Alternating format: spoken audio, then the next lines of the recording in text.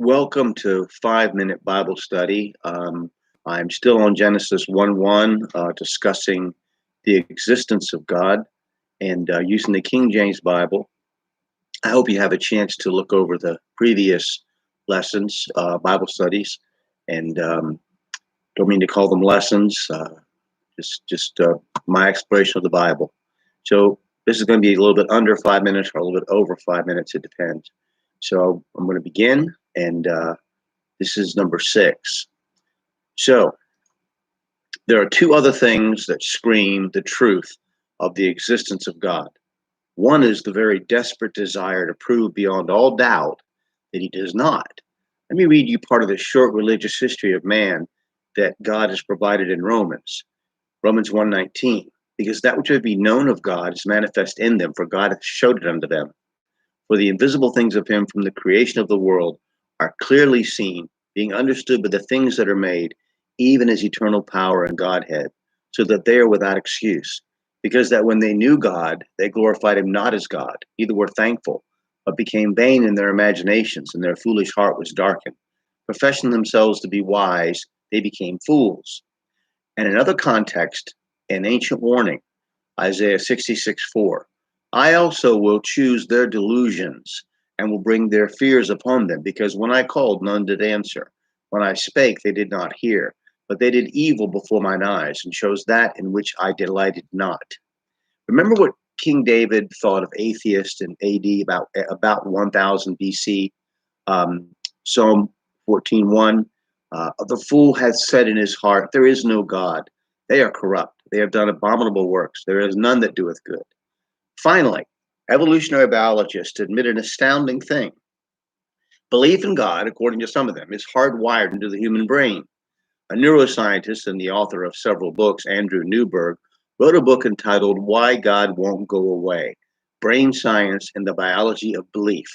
He's called a neurotheologist, studying how religious belief and prayer affect the brain. On page 129, he wrote, and I'm quoting, evolution has adopted this machinery and has favored the religious capabilities of the religious brain because religious belief and behaviors turn out to be good for us in profound and pragmatic ways.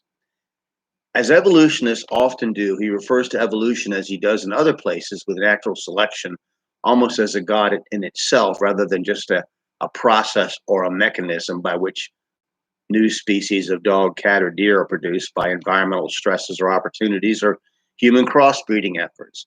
There have been more than 24 scientific definitions of species. The fact is that all of the genetic information necessary for a creature to adapt to its environment are present within the creature's DNA, and no dog ever became a cat, and no alligator ever became a trout. But Newberg, like other of his ilk, refer to evolution as a sort of inert God who unfeelingly adapts and favors. In the passage I quoted, adapts and favors. In a preceding page, he refers to natural selection as not tolerating something. So it is almost humorous to see how these kinds of scientists use language, at least in a very interesting way.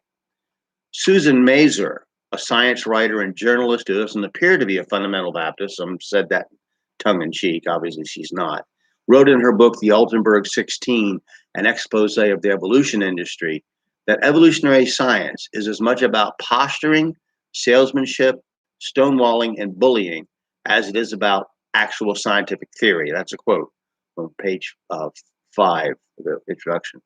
So to summarize, if you want to look outside of your own experience for proof that God exists, I suggest starting with life. There are many other topics we could talk about that prove or at least suggest his existence, but for brevity's sake, let's review the points I've made.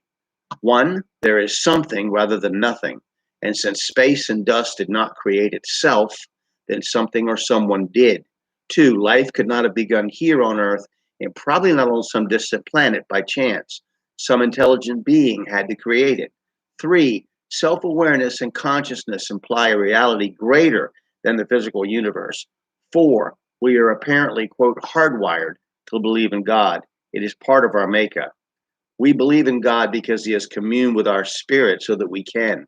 We experience him in our prayer and in the answers to it, the way the Bible speaks to us, in the truth found in it, the way he molds and changes us by our reading and hearing it read, by the reality around us that is confirmed in the Bible, and his miraculous intervention in our lives. So we'll stop there, and we're going to go back to the text next time and discuss words. So thank you, and I hope you have a great day.